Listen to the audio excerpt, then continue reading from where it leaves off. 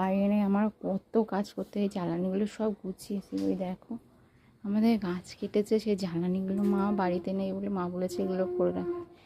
আরও এই যে শুকাতে দিয়েছিলাম, সকালবেলা এখন শুকিয়ে গেছে, এগুলো ঘরে তুলবো, সব এই জায়গায় জমা করতে বলেছে মা, তাই জমা করবো। লাগছে না। বাবারে বাবা কি গরম পড়েছে দেখেছো বন্ধুরা। অনেকগুলো জমা করি তাড়াতাড়ি করে, মা এসে আবার বলবে এগুলো এখন